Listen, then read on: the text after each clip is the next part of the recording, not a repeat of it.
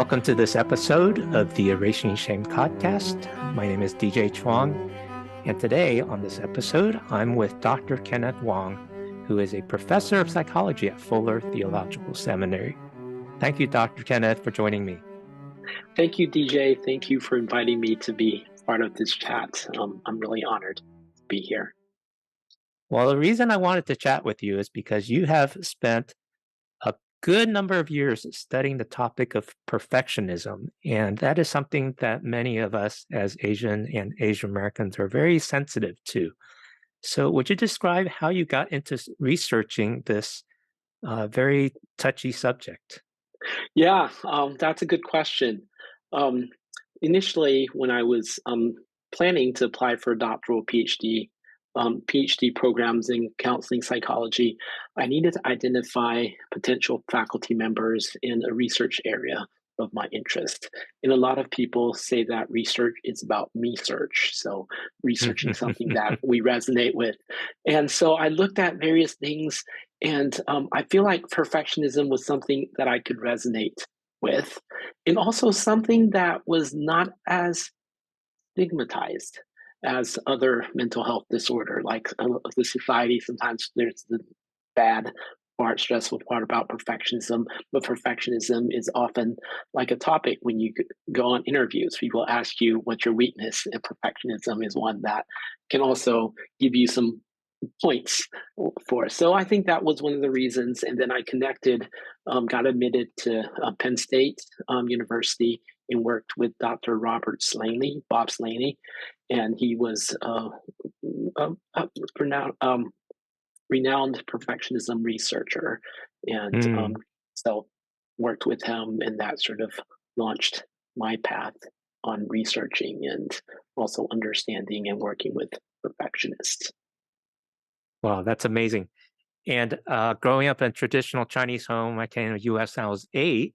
I certainly felt the pressure to achieve. And when I didn't bring home 100% on my grades, it was the comment of, hey, why did you get 95 instead of where's the other 5 points? And so that was a very tangible and uncomfortable thing about perfect grades. But when you talk about perfectionism, is there a working definition that you use, and how would you describe when it could be healthy or just unhealthy? Yeah, that's a good question, and that's something that um, as researchers have struggled with. So earlier research, they identified perfectionism based on a lot of behaviors or mindsets and stuff, like concern over mistakes, procrastination, parental expectation, and stuff. And the uniqueness of what my mentor, Bob Slaney, did was he looked at perfectionism from its core definition. So he looked up dictionary definitions of perfectionism. So there were two key main definitions. One was striving for perfection, so high achieving, high standards, high expectations. And the other was magnifying and too obsessive on imperfection. So there was a positive one, that striving, and the other one was just being unsatisfied, bothered by any little imperfection.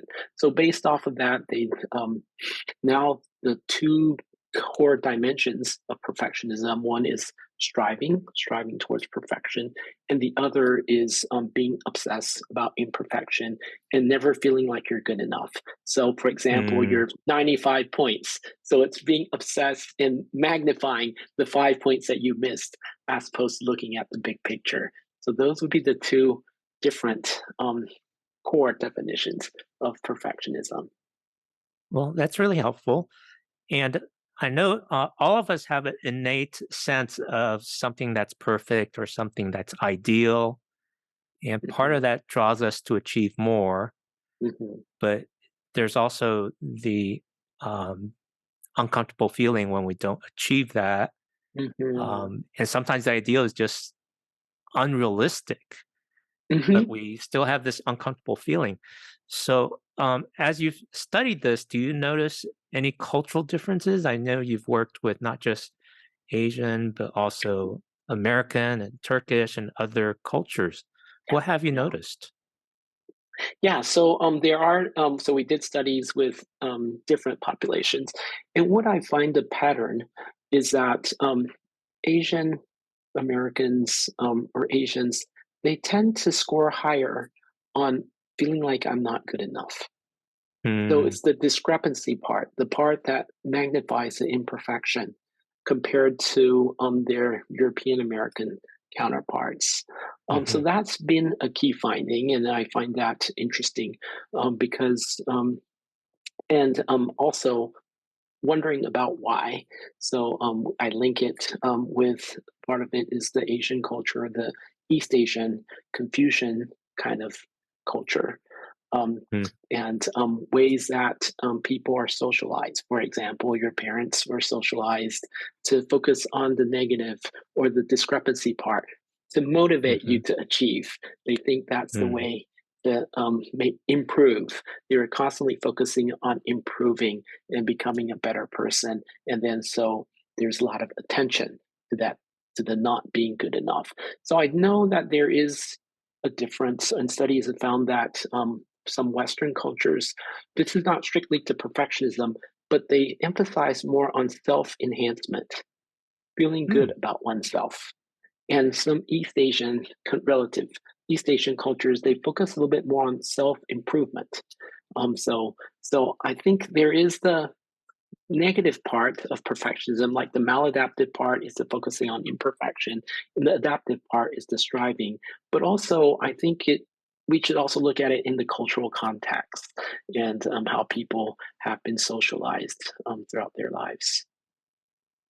Yeah, that's really good to understand from a um, broader perspective. Hmm. But for us average people, which most of the listeners of this Erasing Shame Yeah, podcast yeah. is, we're just struggling with this daunting, uncomfortable feeling and even shame about not being good enough. Hmm. And it's that discrepancy that just really gnaws at us and even Yeah, affects our mental health. yeah. So just before we got on, I happened to find a little short video reel Okay. of you on YouTube describing that you help people overcome or heal over this perfectionism. So, what advice would you have regarding this topic? Yeah, so I think dealing with perfectionism, we should look at the underlying factors. So you Mm, mentioned that oftentimes people um, struggle with perfectionism, cause a lot of anxiety, cause stress, and some of the mhm, underlying factors are related to a feeling of inadequacy. mhm, And so, feeling like I need to prove myself, I need to achieve certain things for me to feel adequate. In other words, there's a psychological term called contingent self worth. Contingent self worth means that our self worth are contingent on our achievement, our performances, the universities that we attend, or the mhm, salary that we get, and things like that.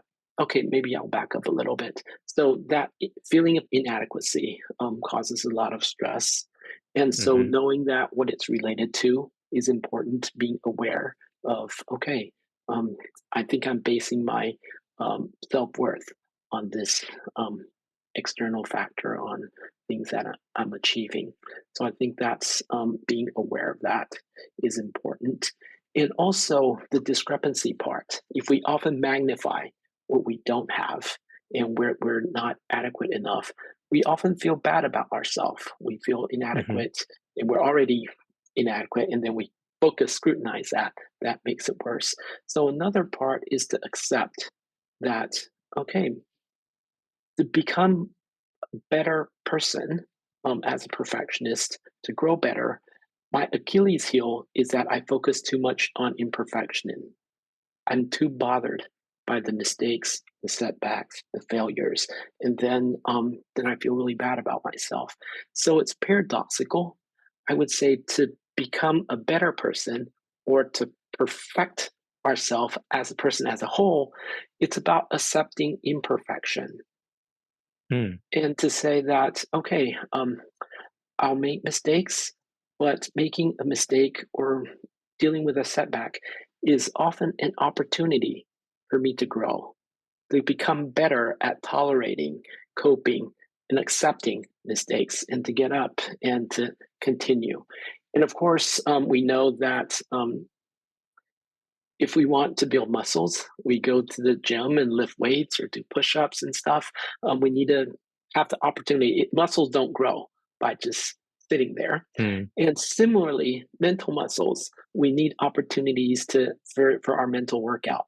So, one of the ways that I deal with my perfectionism is when I encounter the setbacks, the mistakes, the failures, I remind myself, okay, this is another workout session.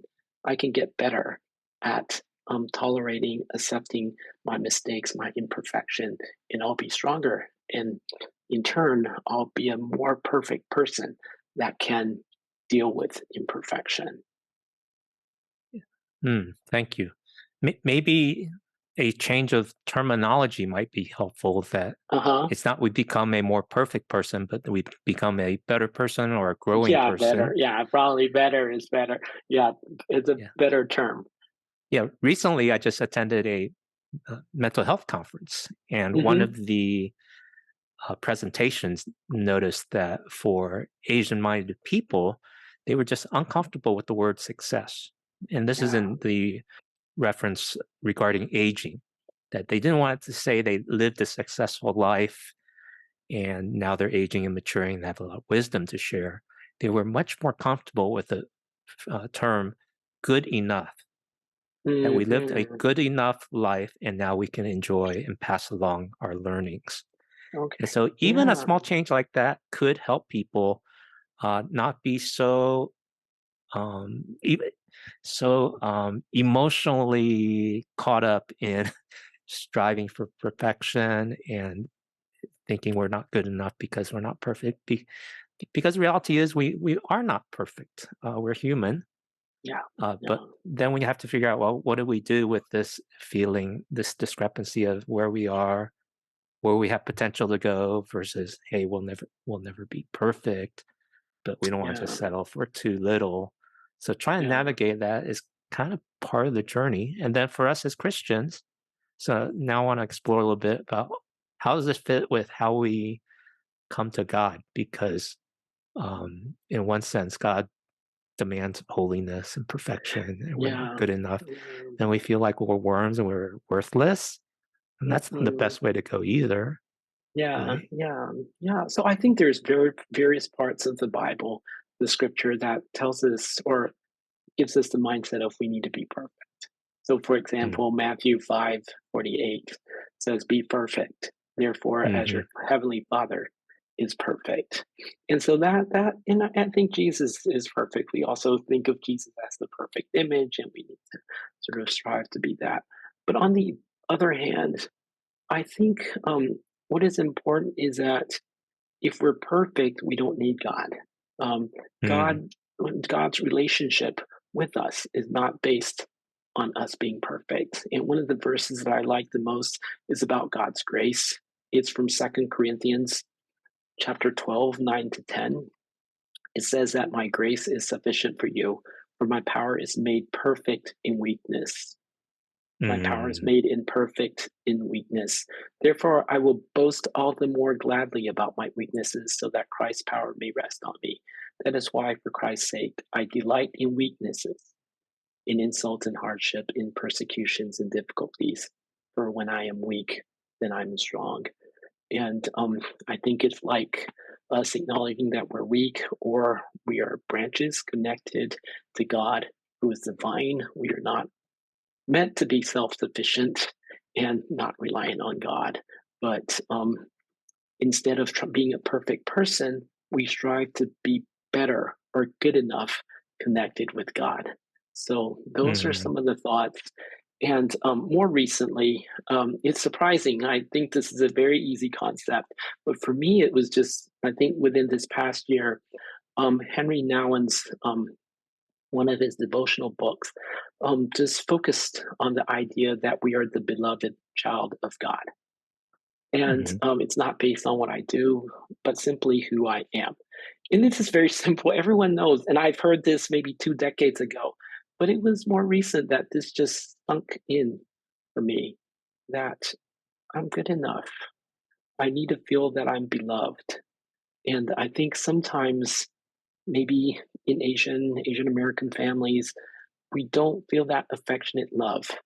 And Mm. so we kind of feel like we need to work harder to prove that we deserve to be loved or we are worthwhile. Like you mentioned, like we need to get the extra 5 points to get a perfect score. So that's what our parents convey to us. Of course, it's not all parents. Different families are different, but sometimes knowing that we are loved and I think with God too, sometimes it's not very tangible to know God's Mhm. love, or the knowledge knowing is different from the affectionate, emotionally really experiencing.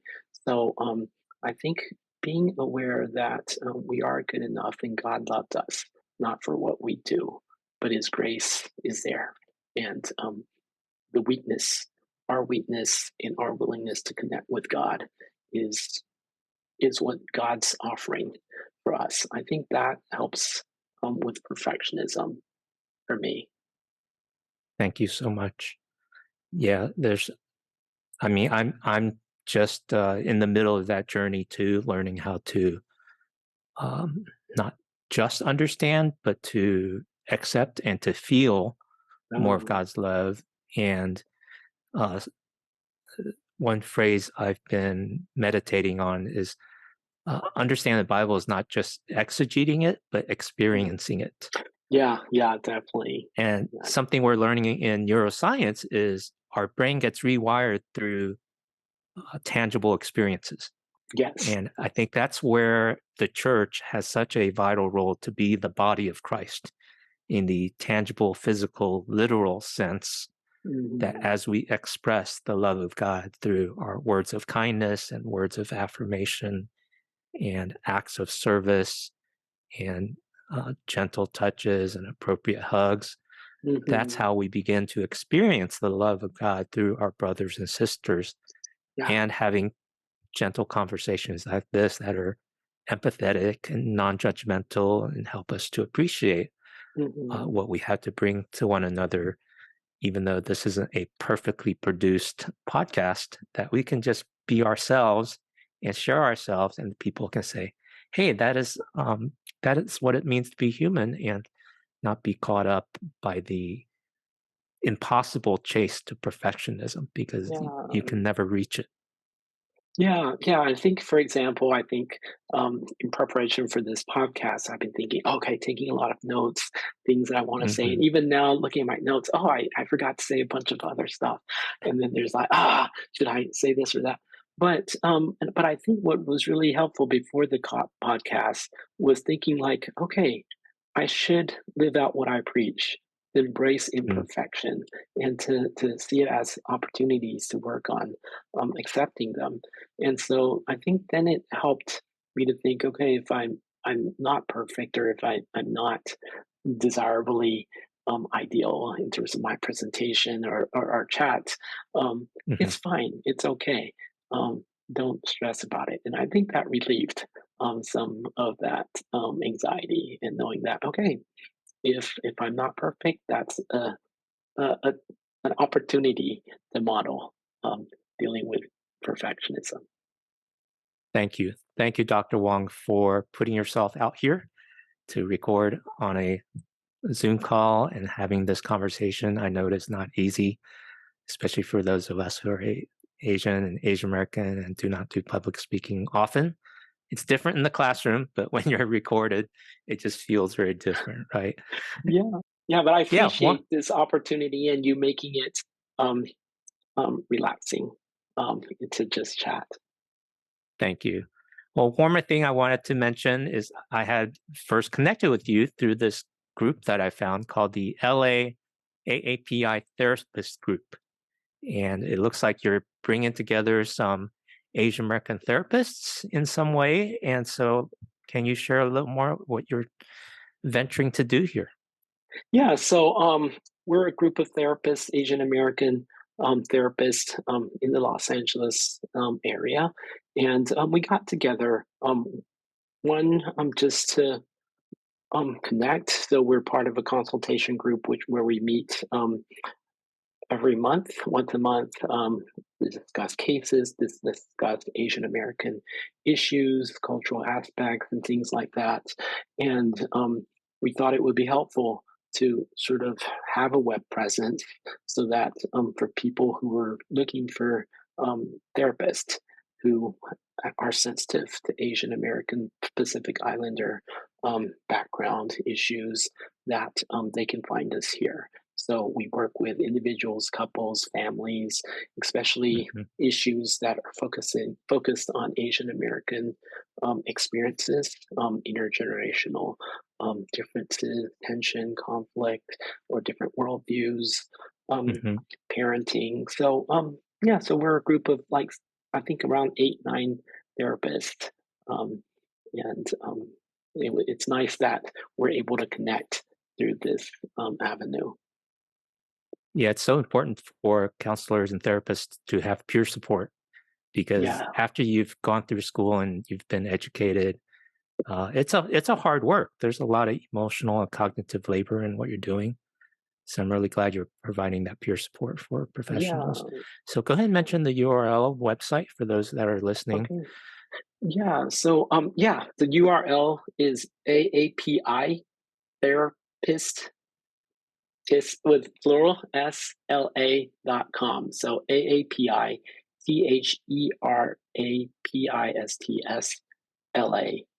THERAPISTSLA.com. And that's where you can find more information about us. And you emphasized the peer consultation. I think it's even more important to have Asian American peers because what we're trained in school are not often tailored to Asian American experiences. They're more mm, based on white European um, mainstream Hmm. experiences. So being able to consult and contextualize our work with clients, I think that's been very helpful and important. Well, thank you for doing such important work, both at the seminary level as well as in your private practice, along with this group of LAAAPI therapists. We'll add a link in the show notes at erasingshame.com, as well as to some of your research in the perfectionists labs. And just really appreciate you. Hope to meet you in person one day. Thank you for being part of Erasing Shame today. Thank you, DJ. Glad to be here. Okay, thank you, viewers and listeners, for joining us on this episode of the Erasing Shame podcast. Bye bye.